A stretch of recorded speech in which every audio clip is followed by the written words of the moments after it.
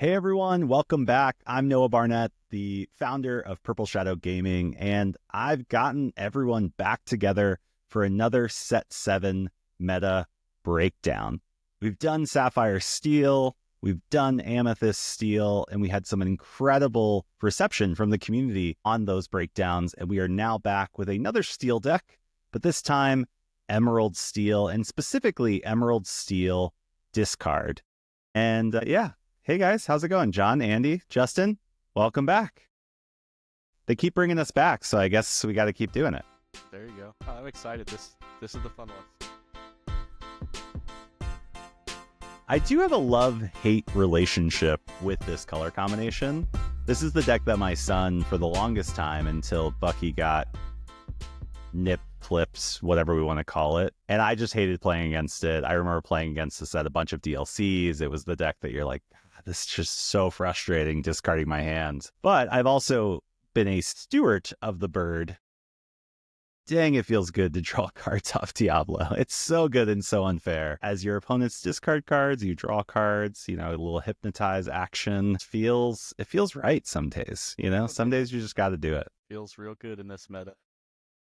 Well, let's go ahead and get into it. Let me pull up our deck review. So as I mentioned, we're going to be talking about Emerald Steel today. And I think what's interesting is Emerald Steel has not really been talked about a lot in the recent weeks. Sapphire has obviously dominated that. Obviously, Amethyst Steel is being slept on and is done really well. But we're seeing kind of the resurrection of the Emerald Steel come back into various tournament reportings. Why do we think that is? Like, what is it about this color combination that is a good fit for the meta right now? John? The meta's in a real aggressive mid-range space. Your top 5 decks right now are blue-red items, and then 3 versions of blue steel, one of them being items, one being aggro, one being Cogsworth and Friends. And then this deck. And this deck is traditionally good into those style of decks. Anything that's that little mid-range, play the game, not hard control, like blue-red, where you can top deck into a win, not aggressive aggro, where if you get stalled, like this mid-rangey-ish areas where discard really shines. Justin, why do you think Emerald Steel is kind of like resurfacing as a possible contender against the Sea of Sapphire? I mean, like I spoke about last week a little bit, is with Purple Steel, for example, it went away from cards like Elsa to try and get under things like the items and coils so we can get done before they go, for 18 lore in one turn. But then that makes us bad into decks like this where we can't respond to something that's evasive and drawing tons of cards and creating answers for things.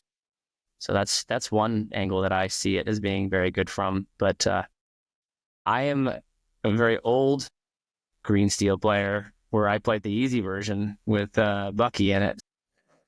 The easy version. I like how you call it that. That's great. That's great. Andy, what do you think? Why is this color combination kind of coming back, or like kind of inking its way back into the rankings? I think because, it plays all the songs. It has a steel package that everyone else has, but it plays this discard that can control those songs. I think Ursula's a big impact in this deck on 2. Taking songs, taking ink away from your opponent is huge. And the second biggest card would be Prince John. It has ward, can't be targeted. There's no Sisus running around, so it stays on board until you need it. I see Emerald Steel as like a control deck more than like any aggro variant. It's more like it's a very slow pace deck. You have to gain board control with your wards. That's why Muse is good, Prince John is good. Pete's help stall the board, and then you just take over. Yeah, I think you hit on a key point that I've been thinking about as someone who's played a lot of Ruby Sapphire. Sisu's, that whole package, like the Ruby package really takes care of this deck. And I think we were able to get around it and kind of push it out a little bit, or push it further back into the rankings at the end of last set, just because that deck was so good into this. We had our brawls, we had our ways to get rid of Diablo. We were able to just recover fast. If they got a big board, we could wipe it with Sisu. There was a lot of different ways that we could handle this deck. And every time we drew off the top, like our cards were just good. So even when we got discarded, we we were still drawing better than a lot of the decks. And I think Sapphire Steel has that same quality, but if you can get them discarded before and they haven't yet reloaded yet on like a Tamatoa or something, or a second Hiram trigger, you can really get them down to 0 cards pretty quickly. I think that's the key here is like if you can get them discarded while also then having the steel package to take care of some of the aggro decks, just like Sapphire Steel has. And then in addition to that, I think we didn't really touch on this, but like some of the decks that push this out and some of the cards that push this deck out, like there's not as many answers for Diablo outside of the Bell Storm package. But even then, like you can play around that a little bit. You can be cautious on how that works. But that's really it. There's not as much Diablo hate when, everyone was raving that we should ban the bird. And speaking of the bird, that's obviously the key card in this deck, which makes this deck really powerful. Playing this card on turn 2 and questing with it on turn 2 shifted, or singing with it on turn 2 is just like incredible. Like this card's amazing. Like this card's truly incredible. I'm glad we didn't ban the bird because there was that period of time where it got completely pushed out and it was like, who's even talking about Diablo anymore? There was that time period. Now it's coming back. So it'll be very interesting to see if now we have people moving from like, ban all the Sapphire cards to like, this bird, we got to ban this bird again. But again, this is what makes this game fun. The meta ebbs and flows. The second card that is included in here is Ursula, which I think is really interesting. Obviously, if you land one of these and double sing with it, it's pretty brutal. These are kind of the core cards of the package. And then, as you already mentioned, Andy, Prince John kind of rounds out the Emerald Trio, as I would like to say. Yep. It's your draw pack. That's your draw card right there, Prince John. Yeah, it's draw card, discard card, control card. Like these cards are pretty incredible. And they do look great together. They make a good choir. If Ursula's the front runner, Prince John's back in the back managing, making sure they get paid at the venue. And if they don't, Diablo's coming after them. So like, this is a good band. I think they could tour. Oh yeah, I like it. Not much feels better than a turn 3 Ursula that sticks around and you can drop that Prince John and sing Sudden Chill twice. Like that's one of the better feelings in the game on this side of the board. I know we're praising it though, but what I hate is when you play Ursula on 3 and you're like, yes, I got him, and then they peat you. Pete's good too. Which is one of the harder things with this deck right now is peat is prevalent in all the other top decks except for one. Yep. Absolutely. Yeah, and I think that's a key here, just to like highlight this, is that if someone plays a turn 3 Ursula on you, you can just play Pete, and it's so disruptive against their turn 3 Ursula. It's like so annoying if you're playing the Emerald deck. So that's the first tip of today's session on how to beat this deck, is just play turn 3 Pete against Ursula. But let's keep going. We obviously have the discard package. So Andy, talk through the discard package here. What makes these cards annoying and powerful all at the same time? It's so good because, like I said, paired with Prince John, you're minusing the card from their hand, but also just drawing at the same time that they're losing. So you're gaining resources, they're losing resources. So that gap is starting to get bigger and bigger. Hypnotize does the same thing. You draw 2 cards with Prince John. They lose a resource early game. That's really effective to like mess with like Ink, their songs. And then we don't talk about Bruno. It's just amazing because it could get rid of a big threat, making them discard once we get to 5 ink, or we can sing it with a Pete or Lucifer. They should be down to 1 or 2 cards, so it usually just dies. Yeah, absolutely. And I think it's interesting to see Bruno's coming back into the decks, because I think at the end of set 6, even Zan's deck that he ran at the North American Continental Challenge, he was running lower to the ground, didn't have Bruno's, and was playing I'm Still Here as the extra song in the song package over We Don't Talk About Bruno. But Bruno's back, and Bruno's back because we really need a way to deal with sharks, Tamatoas, etc. Mm-hmm. That, and you have a better way to sing it now. Zan's list topped out at 3 muses, and outside of that, everything else costs 3 or less. So it was a different style of the deck completely. But now we get to go back to this more mid-range deck because of one of the new cards in the set that came out. Yeah, absolutely. And before we get to that new card, there are some steel packages. The steel package is included in here, as Andy mentioned. Not only these 3 cards, Strength of the Raging Fire, Let the Storm Rage On, and Pete, Game Referee. We also have Smee, you can have Calhoun, you can have Doc. We spent a lot of time last week talking all about the Sapphire, or all about the steel cards, not Sapphire cards, steel cards. And just the power of them, just the fact that you can have a 3-cost song that you sing, deal 2 damage, draw a card. Strength of the Raging Fire is inkable and a very powerful song. And Pete, Games Referee, is, great into the current meta to really put people off of their game plan. Mm-hmm. But now we have the new card. And the newest card in this deck is Pete, Space Pirate. Pete Space Pirate is a 6-drop inkable 5/5. It has shift for 4, so you can shift onto the Games Referee if you would like. And it quests for 2, but it has this really interesting ability. While this character is exerted, opposing characters can't exert to sing songs, and your pirate characters gain resist +1. And the neat part about this is Pete himself is a pirate. So when he is exerted, he has resist 1, and your opponents are no longer able to sing pesty songs. Also, I believe little old Mr. Smee is a pirate too. And so when you shift this in, Smee has resist +1, which for those that don't know, means that it doesn't take damage at the end of your turn, as it usually would. So it does, the damage effect comes on, but the resist 1 protects it. It obviously is then protected against other things on your opponent's turn, which is really incredible. And basically that means also that Pete can't be Zeused and a bunch of other great things about this card when it is exerted. Justin, what's your take on this card? And how it is helping to evolve the Emerald Steel deck? Yeah, it's so good. I mean, if it didn't read shift on it, it would be obviously not nearly as good because you can get it exerted right away without allowing your opponent to respond to it. So if it had to come in upright, you could Zeus it, right? You have a turn to respond. But this can go right into exerting. And so you've got lots of choices there. And for those that don't know, when you challenge with it, it does get its resist in that challenge.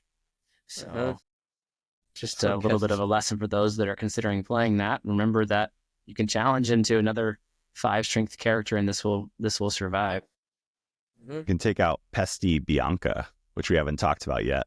But that 5/5 Bianca can say goodbye when Pete comes through the wall. This reminds me of the Kool-Aid Man. Do you guys remember the SNL skit? Yeah, that's so true. It does. He's like, yeah, I'm here. He's like coming through. And when you play it, I'm going to be like, oh yeah, Kool-Aid Man. Goodness. Yeah, this card's really powerful. Also, again, it quests for 2, so it upgrades your character to be able to quest for 2, which again, this deck is a deck that can take a little while to get over the line because you don't necessarily have a lot of great finishers. It's a matter of really winding down your opponent's hand, getting them to a stalemate, getting them kind of in a frozen state, and then being able to kind of quest for 2, 4, 6, 8. This guy comes in and helps do that as well, which again is extremely helpful. Any other comments about this from you, John or Andy? John, I know you've played the deck a lot, so what is your take on this character? This character's been absolutely insane.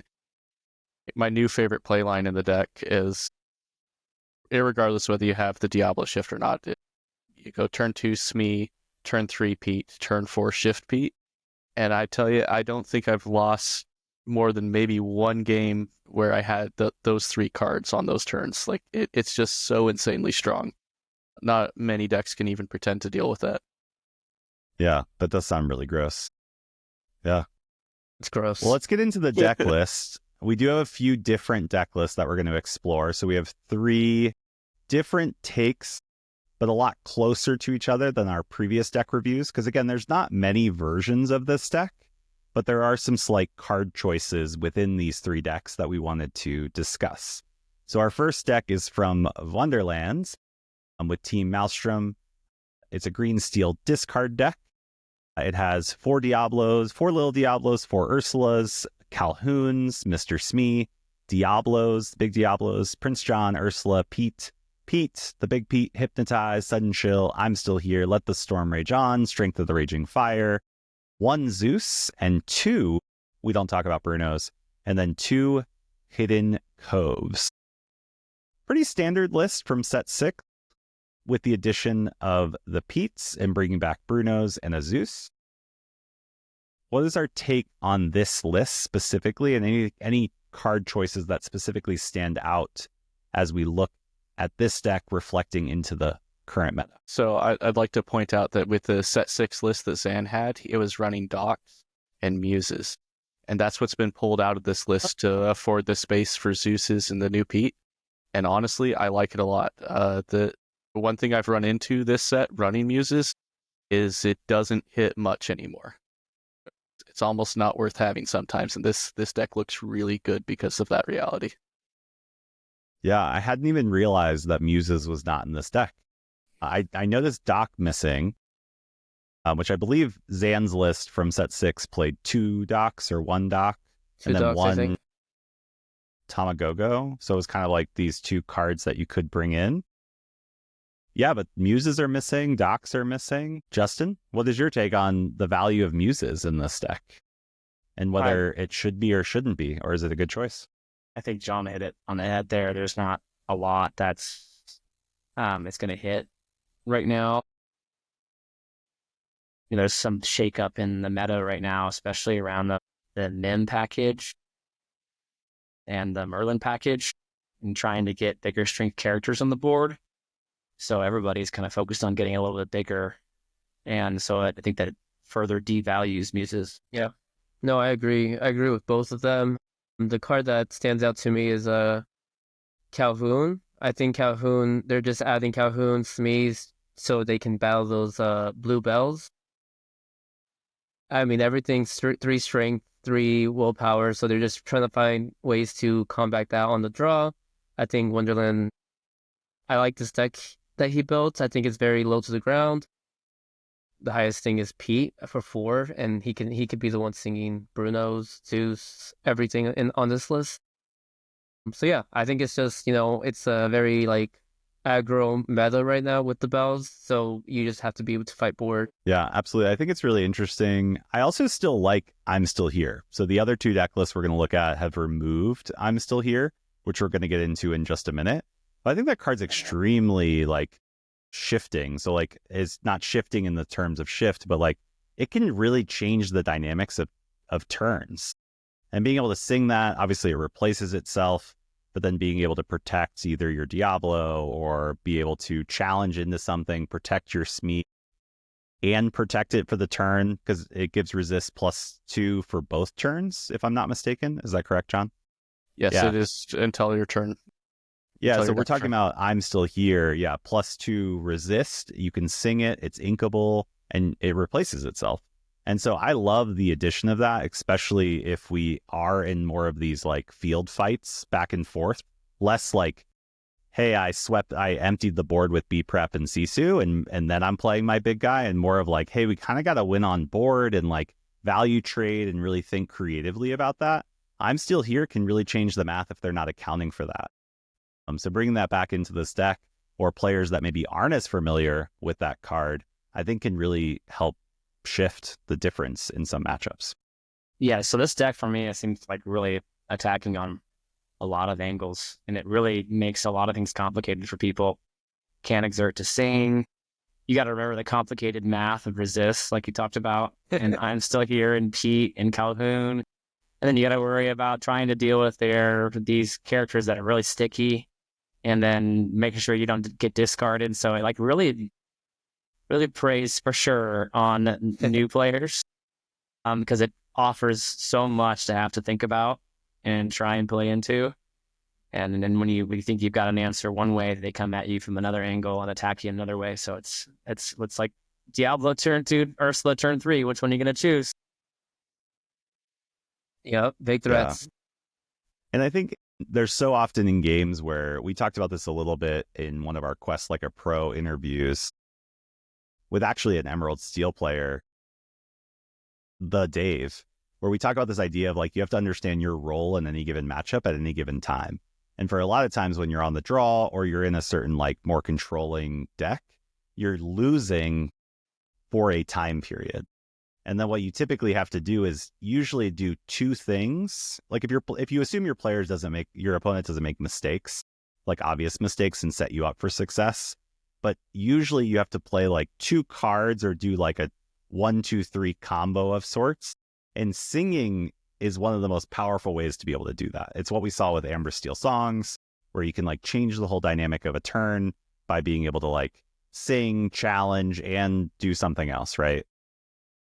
Really, really powerful. And this deck is really leaning heavy into that song package. And I love that. I love singing songs. So really strong. Hey there. I know I'm interrupting a great conversation, and we'll get right back to that. But I wanted to take a moment to thank one of our partners, Viper Sleeves. Viper Sleeves was created by a player for players. It was someone that's been playing TCGs for over 20 years and said, I've tried the name brands, I've tried everything, they feel like they get degraded over time, and he wanted to create sleeves for players because he believes in the power of gaming and believes that it should come with great accessories. And so he developed Viper Sleeves a few years ago, and I can tell you, before we started partnering with them, I was obsessed with these sleeves. I reached out to Jim and said, hey Jim, I don't know what you're doing with your sleeves, I absolutely love them and would love to partner with you. Would you let us? And he said absolutely, because he believed in Purple Shadow's mission and wanted to be able to be a part of that. So we're grateful that we can offer you an exclusive discount at Quest Like a Pro with the code Quest Like a Pro. So if you go to Purple Shadow Gaming right now, or you click the link down in the description or the podcast show notes, you can go to purpleshadowgaming.com, take a look at the array of colors that we offer, and you can get a 15% discount on your order if you use code Quest Like a Pro. And if you order over $65 of sleeves, we'll even throw in free shipping. Again, we're so grateful for our partner Viper Sleeves, and we hope you'll try them out. They've been said to be some of the best sleeves. Our team loves them, and we hope you and know you will too. Let's get back to it. Well, let's move on to the second version of Emerald Steel. Again, still a very much of a discard deck, but this one is by Kurt Spice. And this is the list that Kurt Spice is currently playing in the Legendary Cross-Continental Challenge being hosted by Pavel, who runs Pixelborn Connect. It's an incredible tournament series. Highly recommend checking it out. Some of the best players in the world are competing against each other in a virtual environment. The commentary is really great, so definitely go check this out. For us, we were able to then be able to see what some of these best players in the world are thinking about set 7. And this was Kurt Spice's list of 16 players in LCCC. He was the only Emerald Steel player. And this is his list that he has submitted for round 2 of that event. And I believe he actually won his round 2 event as well, which is pretty incredible. So what do we notice about this list? While you all are kind of considering the list, let me list it out for our audio only viewers. We have Diablos, Ursulas, Smee, Diablo, Prince John, Ursula, Pete. We do have the Muses back. We do have Docs. So there's 2 Muses, 2 Docs. We also have Cricky. Cricky is a 5-cost inkable 3/4 that quests for 3. But also when it comes into play, it gives all your characters +3 strength for the turn, which is a really cool, again, combat trick that can really shift turns around. We also have our new Pete, the Kool-Aid Man, as we like to call him. We have Hypnotize, Sudden Chill, Let the Storm Rage On, Strength. We have 4, we don't talk about Brunos, no Zeuses, and then 2 Hidden Coves. Andy, what stands out to you on this list compared to the last one? Pros and cons, strengths, weaknesses. So the Muses and the Crikey.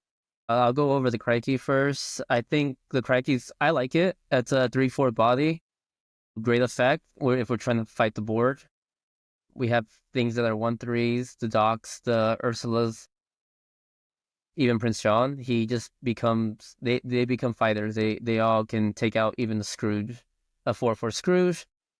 So I don't like it. The Scrooge. Let's not talk about the Scrooge right now. I played earlier today. Sorry, this is a sidebar because I'm going to get distracted.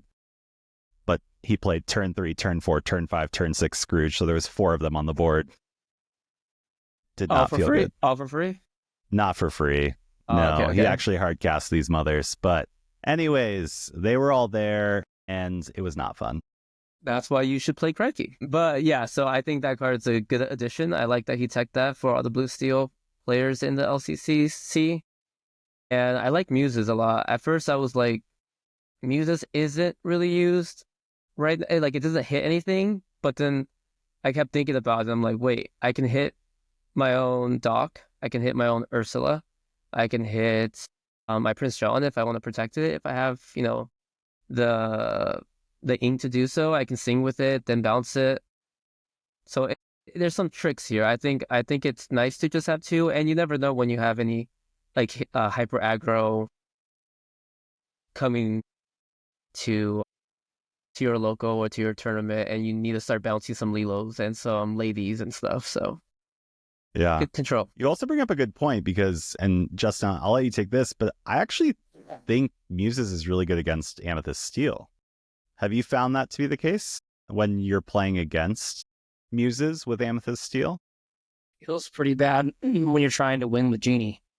Feels really bad. That's not getting Really anywhere. bad for you, but Yeah. really good for the Emerald Steel player. Yeah, I bounced Genie 3 times in a match earlier today. It felt love very that. good. And I drew a card off Diablo every time they replayed it. Felt very good. Yeah, you're trying to get an answer for Diablo and keep your Genie stuck so the Diablo doesn't exert, right? Oh, Absolutely. here's another Yeah. card. But for some reason, we're not playing bounce and purple anymore, but suddenly green has got bounce somehow. So I don't know what's going on in the meta anymore. Yeah, it's definitely wild. But I do think, Andy, you bring up a great point where Muses, when you bring docks into the deck, make it more interesting because you have one more. So it's like they kind of come together. Again, Kurt chose only to play 2 docks and 2 crickies, or not crickies, 2 Muses and 2 docks and 2 crickies. But bringing Muses and dock back kind of makes sense because, again, you have those additional targets. John, have we convinced you that Muses is good, or are you still a no Muse guy? So before I go down this road, I do want to point out that Kurt's a good player. He beat me in the 10K down in Miami a couple months ago. Good player all around. I learned a lot from that match. That being said, I don't like this list from top to bottom. Doc, Tell us more. I love the disclaimer. I was so excited. We should put like dun dun dun music coming into this. Docs don't belong in the list where your curve is high, just outright. You do still have all your normal draw methods. The dock is overkill. You're gonna just let it sit there in your hand all the time. And you can't just get rid of it to get rid of it. It's an extra card for a wasted spot.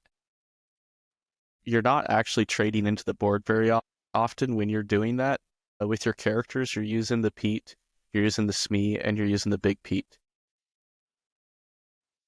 Generally speaking, because you do have a hard time questing, you're clearing the board and then using your Ursula to just ping away, one lore here, one lore there, and you use it as a bait for your opponent to swing in. There's very rarely an occasion, and I've played the Cricky a number of times. There's very rarely occasion in this deck where that Cricky is actually going to come in and swing the board for you. Normally, by that point, you either have control or you've lost the game. There's that because you're not going to have the board state where they've got their entire board sideways and you're able to just swing across and kill everything, unless you're playing against a lower skill player. Which surprises me that he did that in this tournament where you're not going to see that very often. And I can understand the 2 Muses. I get it. I've been on and off the Muses quite a bit because, bouncing Genie does sound like a lot of fun. It is a lot of fun. But I just still don't think it hits enough in this format to justify it right now. Yeah, I think those are some really great points. I will say, just in my own testing experience, playing Sapphire Steel against this deck, Cricky has more than twice won them the game. Not because of the challenging effect, but because they play Cricky and I cannot remove it. And it quests for 3. Quest for 3. That is a thing. It is a 3/4 the quest for 3. That is a whole thing. Yeah. And so I think like that might have just been my circumstances. Again, this is like I probably played the matchup 6 times total. But like Cricky was just like, God, you really like, I was able to recontrol the board, get things, and I was like Cricky, and they're at 17 pass, and I like untap, and I can't do anything with Cricky. I could be a bad player, John, in that. I could be in that category. So I was listen, waiting for it. I'm only here to host, okay? That's the only reason I'm allowed even to be in this room. And I invited you all here to make me look better. So thank you all for doing that. But how would you change this deck if we really, because the next deck we're going to look at is very different than these ones. It takes a different direction. But when we look at these two discard decks, we have Kurtz, we have Wonderlands. Where would we want to end up? Like, where would you recommend someone kind of taking maybe from this list or that list and bringing them together if they were trying to shuffle up 60 for an upcoming weekend? I'm going to be honest. I love Wonderland's list almost completely. Maybe play with some of the numbers on the songs with Wonderland's list, but I So think just straight this 60, you would just run this one. Yeah, Wonderland's list is phenomenal. At most, you're playing with the Zeus and the Brodo, figuring out how many of those you want versus the number of Calhouns, right? Like that's the most you're doing with this list. It's so close to perfect, if not perfect. I think I'd want more Brunos. I think it's just the discard package. It just pairs well with the Prince John, your draw engine, removes the big threats, less uninkables. I don't like Zeus just because you have so many linkables. Yeah, I would almost like Zeus more if I had muses in the deck or so, like more 4-cost singers because I have less 5-cost singers, something along those lines. I did think it was interesting that Zeus was here versus just having another inkable Bruno. But again, Yeah, that would that's an probably be the interesting change I would choice. make with this list would be to just put the third Bruno in. Yeah. Justin, which list or kind of what combination of this would you kind of shuffle up or maybe fear playing against? Probably this one, because the I'm Still Here makes it really hard for Steel to take a lot of your stuff out. But yeah, I do worry about the Zeus and the We Don't Talk About Bruno. I get the relationship between Prince John and Bruno there, where if you weren't running Prince John, definitely the value goes down. But I don't like the risk that happens when you you get a chance that you get the one out of the hand that you really want. So you really have to have the Prince John, but you just have the one singer for both. I think it's okay if we don't talk about Bruno by hard casting it, so long as you have Prince John, but it feels a lot worse to hard cast Zeus. That would be my estimation, but I'm going to take that back to John to see what he thinks of my thoughts here. In this type of list, you're not casting Bruno until your opponent's out of hand, the card's in hand. So it is just direct removal for whatever's in play. Yeah, for sure. Yeah, I think that's true. Like, I would rather just have another Bruno that could ink early if I wasn't in a scenario versus, like, if you get that Zeus early, yes, it's only one. But if you if you alter into that and that's in your opening hand, you're like, God, this feels really bad. So, okay. Well, let's move on to our third Emerald Steel list. We have two more decks that we're going to look at. The next one kind of takes a different direction. These were the three cards that we talked about and that were different. But this one is called the SS Destroyer by Neil and Bradley. Some creators online, some great additions to the Lorcana community. But Neil and Bradley, I'm assuming that they're saying that this destroys Sapphire Steel. While you all mull over this list, let me list it out for everybody. It's playing the Diablo package. It's playing Go-Go Tamagogo. Or Tamago. Yeah, Tamago. It's also playing Ursula's, Prince John's, Ursula, Pete's. No Shift Pete's, which is interesting. But a lot of Shift Lines because it's playing the Morph package. So it's playing 4 Morphs and 2 Beast and 2 Tinkerbells. And then it plays your standard discard package with Hypnotize and Sudden Chill. Also Let the Storm Rage on, Strength of the Raging Fire, 4 We Don't Talk About Brunos, and then 2 Hidden Coves. Justin, I'm going to let you take first dibs on this one. What's your thoughts? I don't know that I like the muses here. We talked about it already. But it's going pretty hard into the muses on this, but the morph obviously is really standing out here as one of the big differences. It threatens, especially with an open deck list, when it threatens that Shift Tinkerbell line that you really got to watch out for. And then if you get Diablo and morph down, you've got, you can't, you really have to just kind of wait until they shift onto one of them and then respond, because otherwise you just open yourself up to waste your removal on a thing that didn't matter anyways. So it really creates a difficult spot where you just stall the board. You can't quest into the morph that hasn't been shifted. So until you answer that, you're in a bad spot. So this is that I know a lot of people aren't necessarily on morph, but it does create some challenging choices that you have to make. Yeah, absolutely. Andy, I saw you shaking your head. What do you think about this list, or just really going with the more shift package line? Obviously, that's the key difference here, is they're really leaning in to shifting with the morph additions. I think the first thing that stands out is, like, I remember we reviewed Purple's Purple list, and we saw 3 Fox. When I see 3 Ursulas 2-drop, that's one of your best 2-drops in like the whole game. Especially with like Sapphire Steel running around with all these 3-cost songs that can be taken away. It needs to be 4 2-drop Ursula. I don't even play this deck, but I just know that card's really good. You want it against every song deck, and there's a lot of song decks right now. So that's what I was shaking my head. Just for the sake of the comments, because we did get a comment about the 3 Foxes. Okay.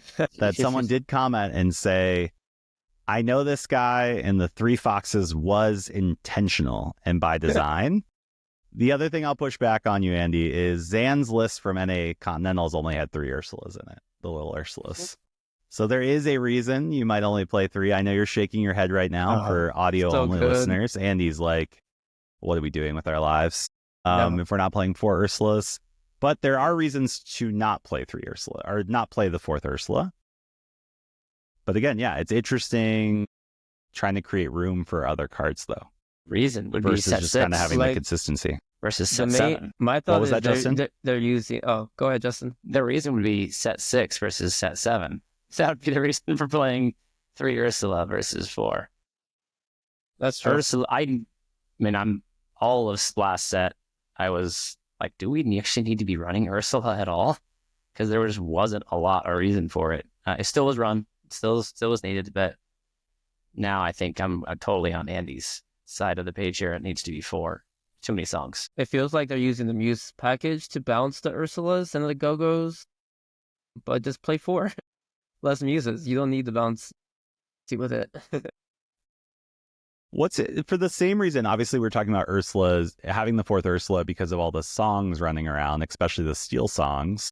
Not Steel Song the deck, but just like Steel songs, like the 3-cost songs. My concern is like Diablo in that environment. Like, can you afford to play turn 2 Diablo in a sea of Steel damage cards? I'll take John, that. what's your take on this? Yeah, you can, but you just have to be careful about it. The nice thing with Diablo is you get to see their hand first. So you get to play around it, right? So if they have the removal in hand, you don't need a shift. You're not required to shift Diablo, right?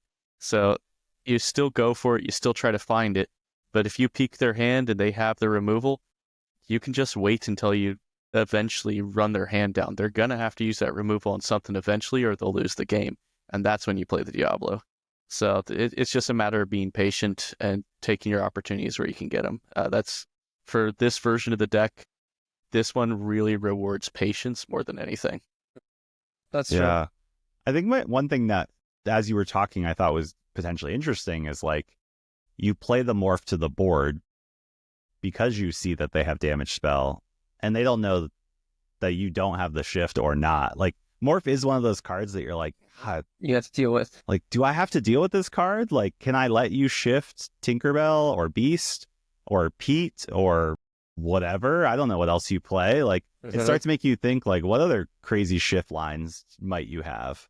And it's like, I let the Storm Rage on morph instead. Strength can more easily take it out because it only has 1 health, which I think is somewhat challenging because just Bell and Strength takes it out too.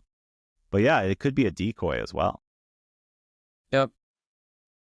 little scapegoat, our little scapegoat, as we like to call it.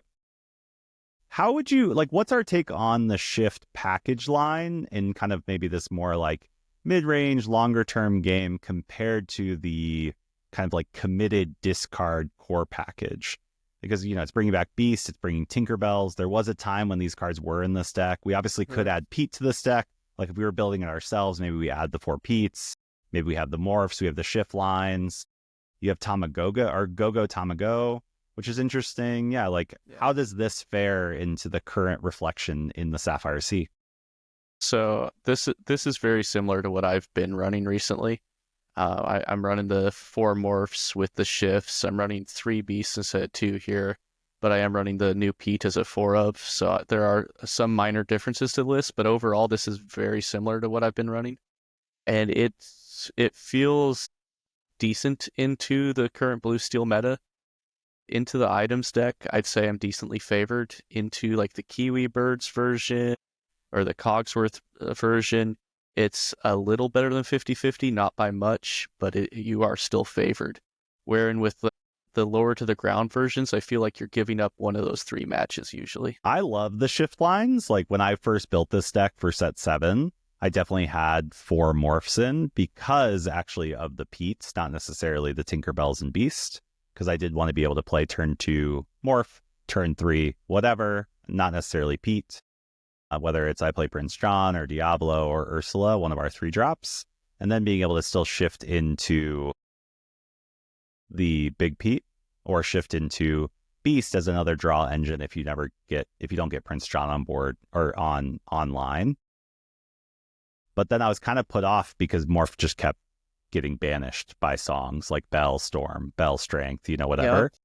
Yep. But I do like the idea of bringing it back and trying it again. What we're seeing is circling back to previous play lines to see how they play into the current meta is a way that you can kind of really gut check whether the Sapphire Sea is like invincible, or can we break through with either Amethyst Steel like we talked about last week, or in this case, Emerald Steel. Andy, you've played a lot of Amethyst versions of the deck. I believe the other night when we were talking, you were saying that the Blurples has a hard matchup into this. Is that correct, or was it Amethyst Steel? The Blurple has a tougher time. I actually played Kurt on Emerald Steel at the 10K in Miami where John and I went. I forgot you and Andy and John both played Kurt in the same tournament. Yeah. Yes. Yep. Great player. I learned so much. He's a fun guy too. He was always when he strength your characters, he would say, I'm gonna make a man out of whatever that character was. So he would always say that, and I'm just like, I guess this is fine. This is a good time. He's a character. He is a character. Was a great player. Great player. Great player. Morph's like, a man. Yes, and I think it's just that control variance, like him just playing Prince John, just bouncing the genies. I couldn't deal with his Diablos because he never turned them sideways when I had a genie until he had a muse on board. Like, he was very methodical in his play. He knew what to do. He knew the first game I did win, but second game and third he was like, I already know how to fix. I know how to adjust his game plan, and he just was slow play. Like, he's very slowly played the board and then just won by in one turn. Like the Dave said, he just played 3 cards at once and sang, and it was just over. That could not come back. I definitely ran into the same thing with my games with him. He got me 2-1, and I just happened to be playing his 60 card Steel Song list into him, so that was quite an entertaining match. Well, we've talked about the 2 ways you can really direct your Emerald Steel builds. I forgot about the cat. What do we think about the cat? Before we move on, we have to talk about the cat. Lucifer the cat. 5-drop uninkable 2/2, quest for 2. When you play this character, each opponent chooses and discards either 2 cards or 1 action. The only justification for it in this list that we just saw is the fact that they're running 4 muses, and muses doesn't have a whole lot of targets, right? True. So you bounce that Lucifer, keep reusing that Lucifer with like one guy in play. You get the quest for 2, then bounce him, quest for 2, bounce him. Like you can start getting a pretty nasty engine going there, but ultimately it does usually end up feeling clunky in this current format. It does hit items as well. Mm-hmm. That's true. So like in this meta with all these items, usually you play on 6 the Newtama Toa, you get 2 items back, you play this card, like they're gonna discard those 2 cards they just returned, or they're discarding 2 other good cards. Like it's always I feel like it's always hitting something. We're not like in this beat prep brawl meta right now where there's so many actions that they can target. It's usually getting 2. I feel like it's always getting the value. And it sings Bruno. Does sing Bruno. But you gotta think in comparison to the other cards that it's kicking out of that slot. Is it better than what it's removing from that slot? Because right now it's competing with the Pete Space Pirate for that slot. Right. Our Kool-Aid Man. The Kool-Aid, yeah. Yeah, that's true. Yeah. And it's uninkable, sadly. I love the art. I think it's worthwhile. It feels like very fitting with this deck. Like you're trapping your opponent underneath a cup and you're like, you can't do anything. Ha ha ha. You know? So I feel like we should just have Lucifer as the mascot on the sideline cheering us on.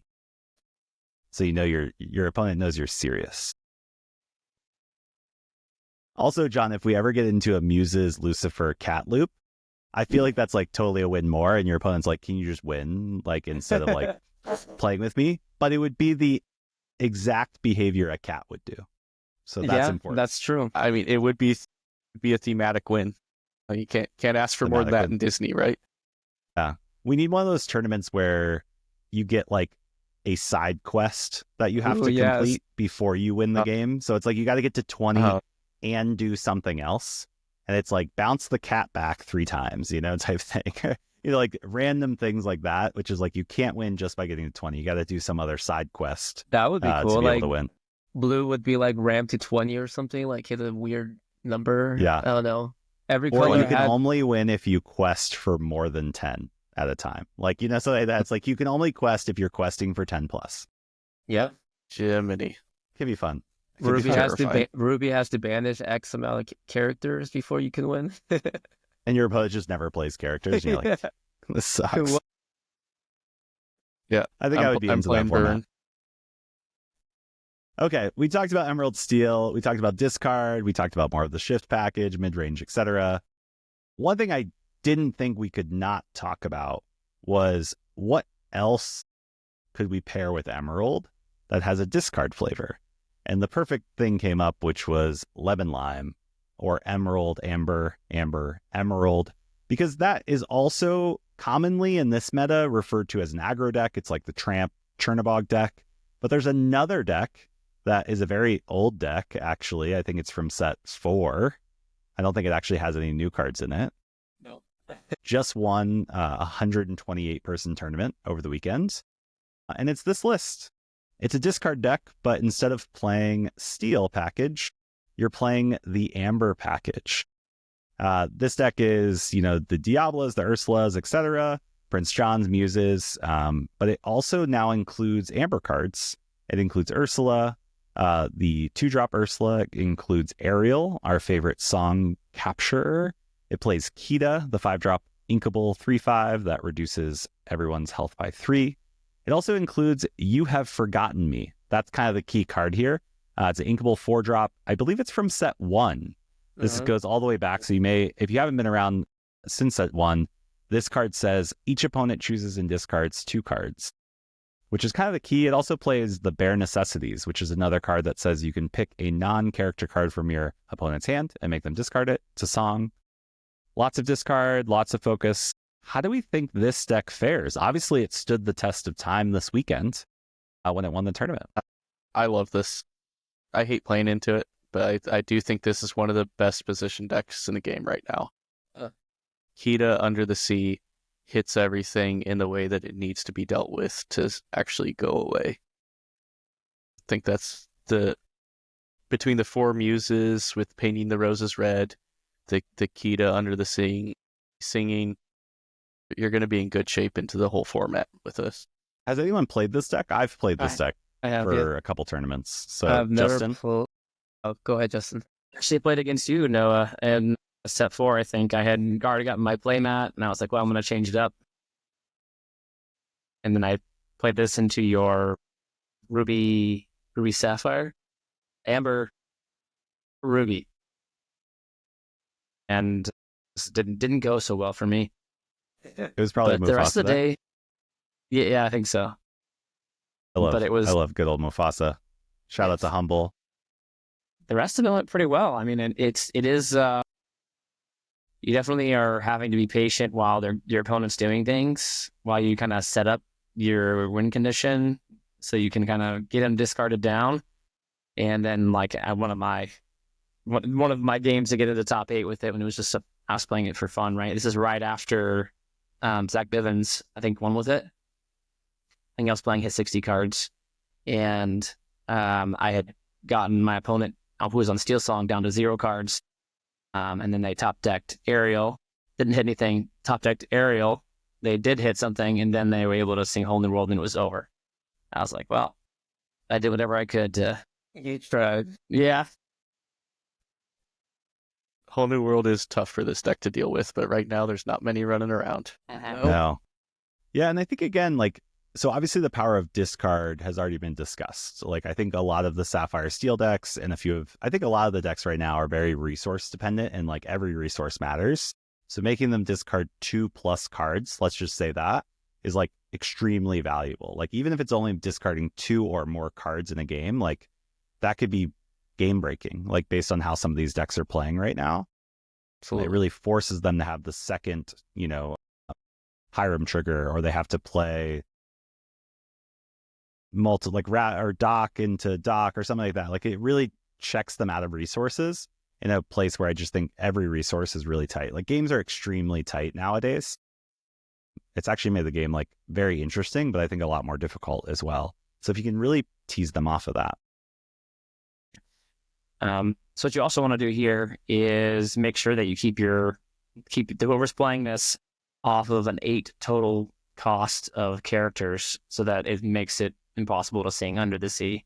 Another key, so if you're playing against this, that's one thing you want to watch for, is keep counting total cost of characters on the board so that they can't Kita and Under the Sea you in the same turn. Yeah, that was definitely something. I was playtesting this yesterday or the day before, and I was able to Kita Under the Sea my Sapphire Steel opponent, and they were like extremely sad. Yep. I hate That'll this do deck it. so much. It's definitely rough, but I guess my question for this group before we move into the last segment of today's session would be, how do you think, would you shuffle this up or the Emerald Steel version? If we were looking at Kurt Spice's or Wonderlands versus kind of like this version, like which of these 60, if you had to pick, would you bring? Emerald Steel or Emerald Amber discard? It honestly depends on the meta you're in. If you have a lot more of the item players, I'm going to take Emerald Steel. If you have a lot more mid-range, Purple Steel, Kiwi Birds, that type of thing, I'm going to take this. I would rather play Emerald Steel. I think Emerald Steel, it's just a steel matchup against all the other steel decks, and I feel like Emerald Steel's favored into this green-yellow if people decide to play it. So, because you have the removal, you have the songs, you can get rid of their singers if you need to. You can get rid of the aerial. This deck lacks the removal that it has is Bruno and then Kita with Under the Sea. So I think I'd rather play Emerald Steel no matter what. But just think, if they never play any of those cards because they're all in the discard pile, then you don't need to destroy them, kid. I also think what's really amazing is I was playing the Emerald Steel deck earlier today, actually, against this deck, and I played Pete and exerted it, and the game was over. If this deck can't sing, the game is like, It's over. they're like, what are we even doing with our Big lives? Pete for the win. Big Pete crushes this deck, just as a note. Mm-hmm. Justin, what's your take? Would you shuffle up this 60 or the Emerald Steel discard? This, but not for the reason that we're probably thinking here. I don't have a lot of success with green steel, and I need some help on the play lines on that. This, I think I can get it. It's just kind of a combo. But the problem with it is that if you don't see your Kita, you're gonna have a really hard time winning. You got to see Akita and you're under the sea, really, because otherwise they just swarm the board. Even discarding him down is not going to be enough. I think in this meta, with having just so many characters that are just going to keep coming off the top. Yeah. Both these decks really have a problem is that even if you do your thing and you do the thing and they have no cards in their hand, unless you have like a board set up or whatnot, like again, it takes you so long to win. It does. That you have to hold them off. And I do think that there's so many cards the Sapphire decks can just draw off the top that like resets their hand and like does the thing into the thing. And then you play Scrooge and then you look for the item and you discard your hand. And then you do it all over again the next turn. And you're like, gosh, you don't even need a hand to be able to like, it's not like one card off the top, one card off the top. Like they're doing a bunch of stuff. And I think they can get out of the trap a lot easier than I think it might be obvious or it might seem on the surface. Yep. It's rough. Okay, well, that wraps our Emerald Steel. We're not going back to Amethyst Steel. That's not the special segment. We talked enough about Amethyst Steel. If you're interested in Amethyst Steel, definitely check out our prior Set 7 meta review videos. We did Amethyst Steel, and we also did Sapphire Steel. Our Sapphire Steel one might be a little outdated because I was poo-pooing on Bell. And we definitely didn't have like Oswald and the Queen on our radar, even though they recently got taken out of the deck. That's a sidebar. They're not good. But instead of talking about Emerald Steel and talking about and doing theory crafting, we wanted to spend a few minutes really actually doing some playtesting with the deck. And we're not going to be able to play full games with this, but we wanted to work through some altering of Kurt Spice's deck. So I'm going to share this tab over here.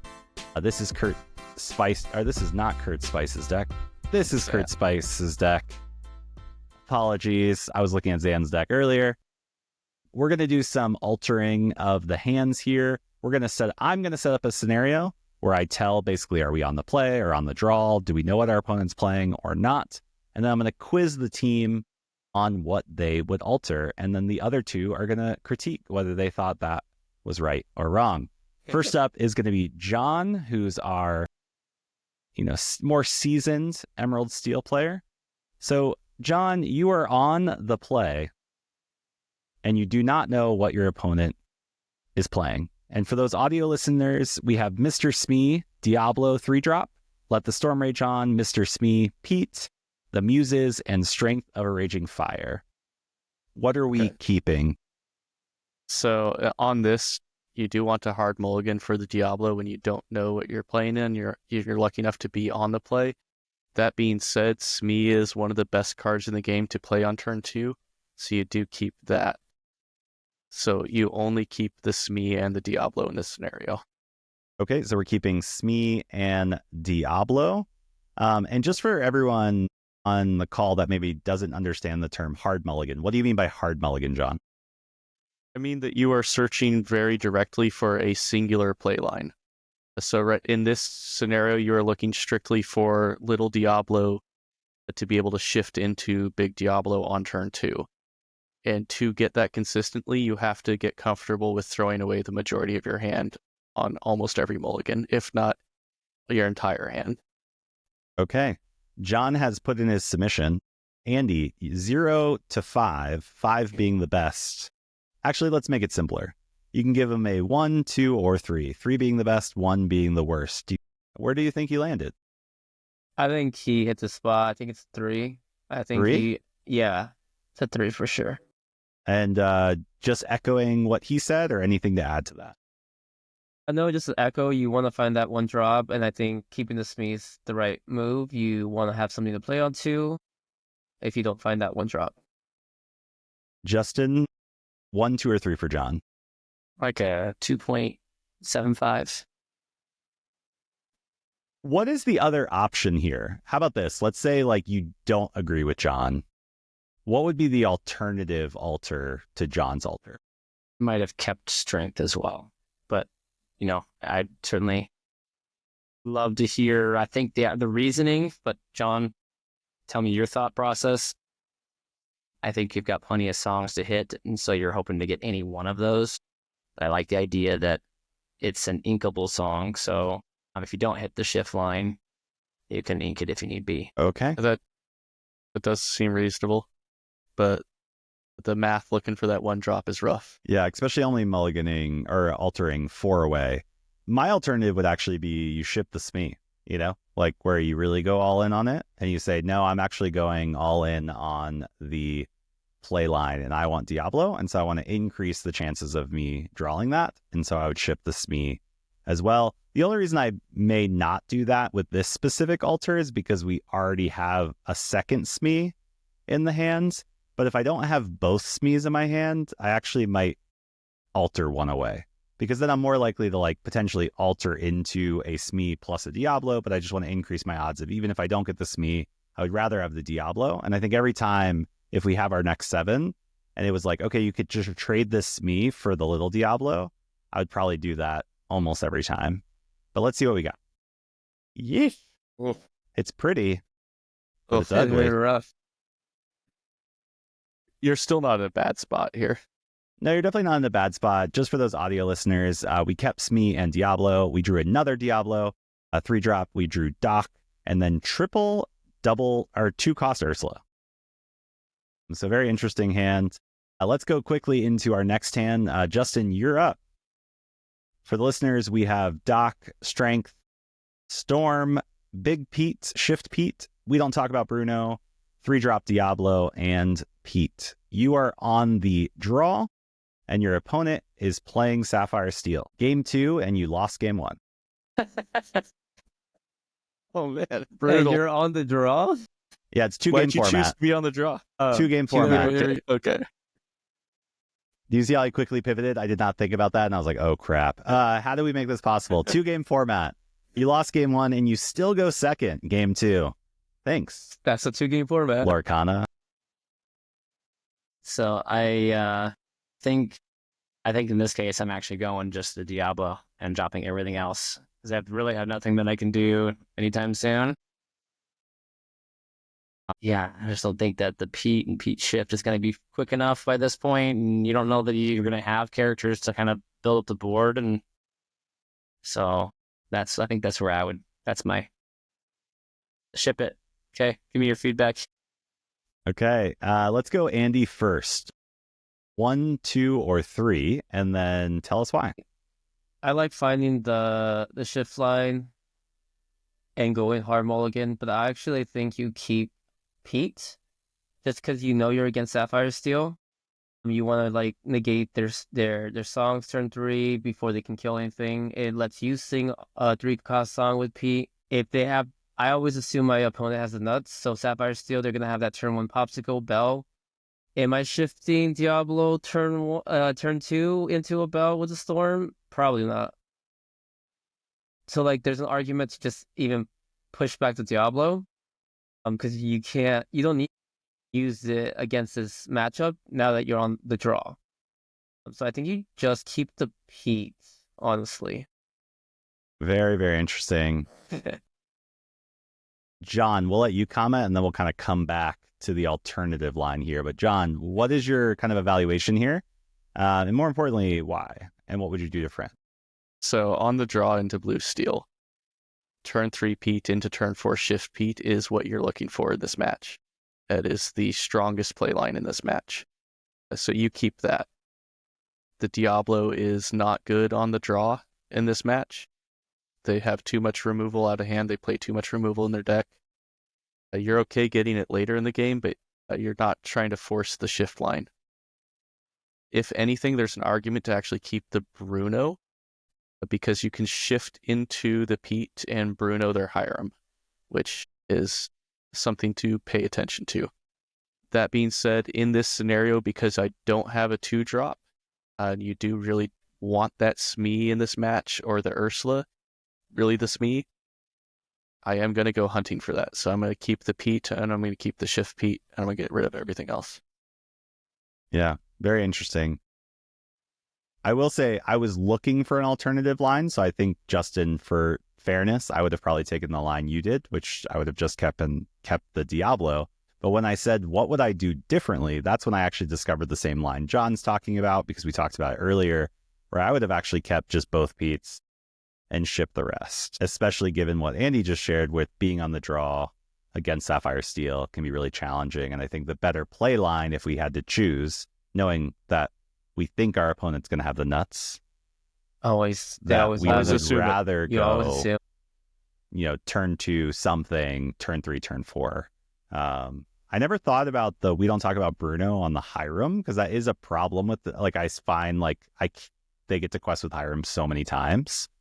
Being able to keep that on the draw could be really, really not powerful, but if we draw into a Bruno, being able to shift and take out theirs on our turn 4, potentially they got 2 quests because if they are 2 values because they got it on turn 3, but if they play it on turn 4, then you can take it out. So very interesting stuff for sure. Probably why I'm not very good at this deck, because I just don't have the patience to watch people do stuff for the first 2 turns while I'm doing nothing. Like, yeah, there you go. Go ahead. I think keeping the P I like the P keep, like the double Peats. Yeah, let's see what we get with the double Pete. You also play 4 Peats, so I feel like you can get too many. You can ink them. That's true. Beautiful. I love it. I like it. So I just like for it. the audio-only listeners, we drew Smee, 3-drop Ursula. We drew Cricky and Hidden Cove. And so we do have the Smee, Pete line if we want. Yep. We also have the Smee, Ursula something if we wanted to. All sorts of options with this hand. Cricky's always ink here. Always. And Cricky's always ink. Andy, you are up next. Nice. It is the finals of Worlds. It's game 3. You're playing against Zan Syed's. God. He's actually playing Amethyst Steel for some reason. It's game 3. You're going first because you lost game 2. Okay. And he's playing Amethyst Steel. Those are all the facts we have.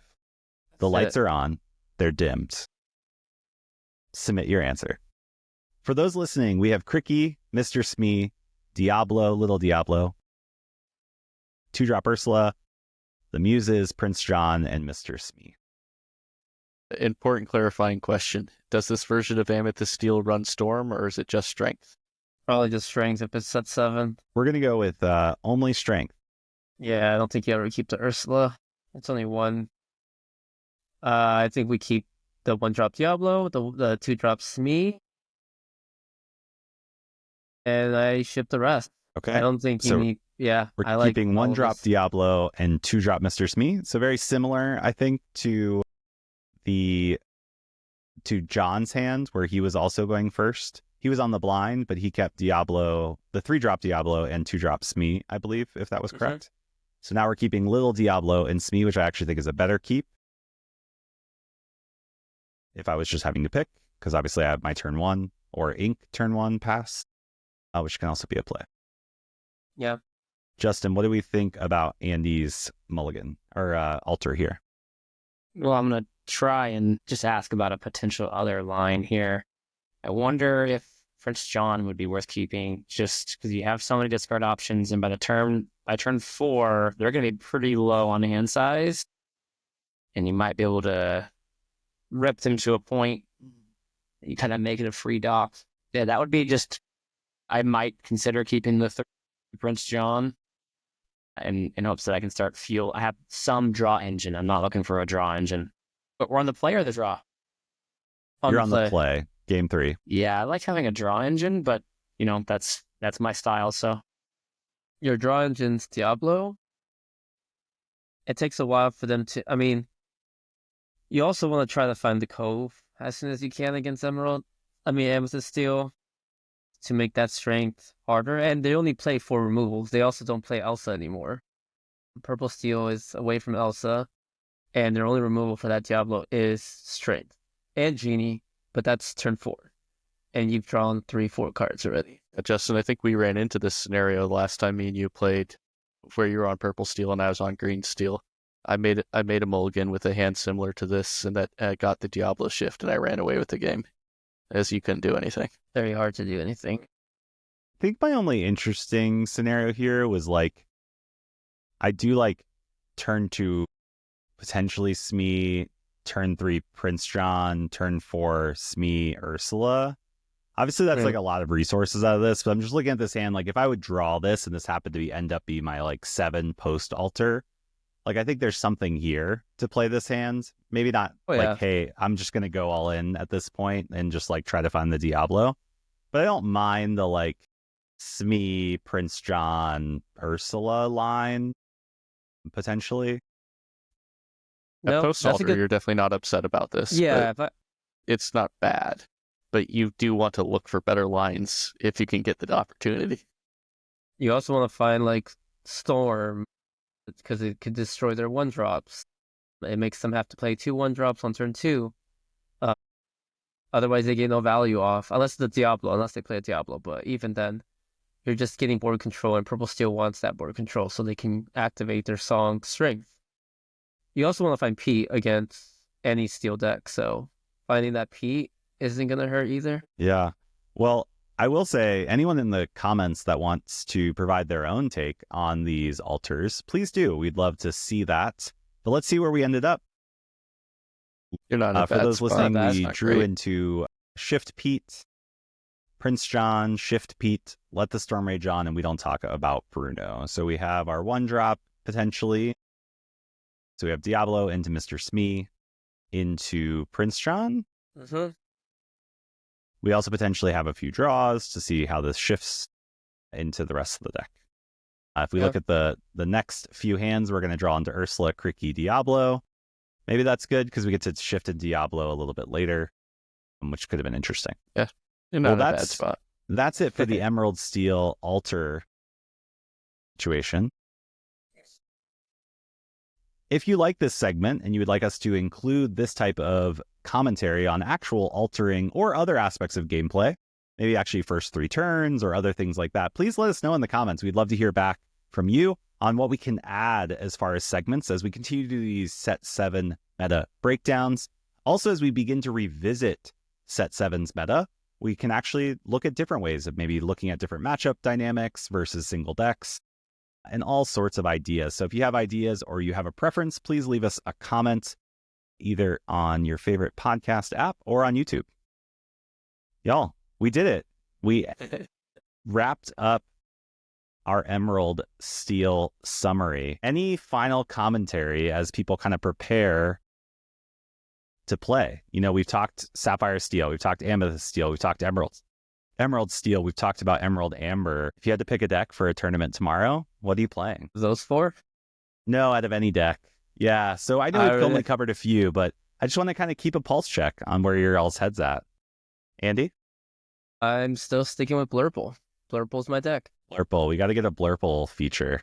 We'll have to see. If you want a Blurple feature, let Andy know in the comments. John? It's hard to say right now. Honestly, I'd probably do something that has a bit more recursion in it. Green Steel's been the go-to for the start of the set, but I'm looking more towards these green-yellow aggro lists, and as they're starting to get fleshed out, they're starting to look really strong into the current meta.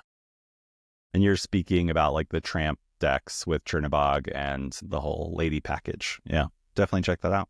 Very interesting decks. Maybe the next one we should just do like a mishmash of the other decks that you could play. So we'll consider that as well. Justin, what are you shuffling up this weekend if you had to play? Andy's trying to get me to switch to Blurple, so It's pretty good. Play Sapphire cards mixed with Amethyst cards. Like, what could go wrong? Pretty good. Pretty good. Nothing. even putting Bell in Blurple now these days, so it's just in everything. So are you shuffling up Blurple this weekend? Is that what I'm hearing, Justin? Did you just commit to that on live television? Sir, That's not a no. no, He yeah. said no, sir. Sounds good. Amethyst Steel is I'm on the definitely fence. is. I've played like 4 different decks today because I just can't decide. Like the meta is kind of all over the place, and I actually think that makes it fun. As someone who likes to switch decks up last minute, it's been fun kind of playing with all the different decks. I think if I had to shuffle up tomorrow, I would play Sapphire Steel, and I would probably play the closer to the Moyne version that's in the LCCC, which is playing Cogsworth. So it's Cogsworth and Friends, but it looks very similar to maybe Zan's list, but doesn't really play the Oswald Queen stuff, okay. but plays Cogsworth, but then still kind of leans into the 4 ofs across the item package. Cogsworth's pretty powerful against Sapphire mirror matches. That's true. If you expect a lot of Sapphire mirror matches. I want to make a note on that deck real quick, that Cogsworth and Friends deck. So I'm looking at the win rate matrix, which is something, it's a tool that you should get used to using if you're trying to figure out what deck you're playing. But you got to go down 1, 2, 3, 4, 5, 6, 7, 8, 9 decks before you find a deck that it has a losing percentage into, which is an absolutely obscene number. The 9 most popular lists, it is equal or better into everything right now. I can definitely see why you want to take it. Yeah. And John, when you talk about the matchup matrix, you're talking about the one that inkdex.com provides. So definitely check out inkdex.com, a great resource. Lots of tournament reports. They're actually the ones really helping out with the LCCC coverage and centralizing it. So again, we mentioned Kurt. Go Kurt. He's 2-0, at least at the time of this recording. You can see all the stream matches there. You can see the meta breakdown. Inkdex.com does an incredible job at really helping support competitive meta. And we're not even sponsored by them. That was a sponsorless plug, as they would like to say. They do an incredible job. They deserve the shout out. They do. Absolutely. Thank you, Inkdex. Thank you to all the others, including Pixelborn and many other platforms, Dreamborn, etc., that really help us get a pulse on the meta. We don't really have big coverages, but between the creators, thank you, creators, to the platforms, thank you, platforms, to coverage and things like Inkdex and Dreamboard really help us be able to even do what we're doing today, or we'd all be stuck in kind of the silo of our own metas. And instead we get a glimpse into what everyone's doing all around the world, which is pretty incredible. Even some of the set 1 tournaments that are going on over in Japan and China, it's very cool to go back and look like what's winning set 1 meta. I really want to play. Competing over there with just set 1 cards, soon to be just set 2 or 1 and 2 cards. But yeah, lots of great coverage.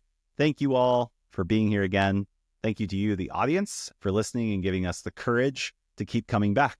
You know, we're so grateful. We appreciate your comments. Justin, thanks for trusting us not to say anything inappropriate or to haze you or do anything of that sort. So we're glad you came back and have joined the madness that's happening on this screen. John, Andy, it's always a pleasure. Thank you all. We'll do it again next time. Cheers.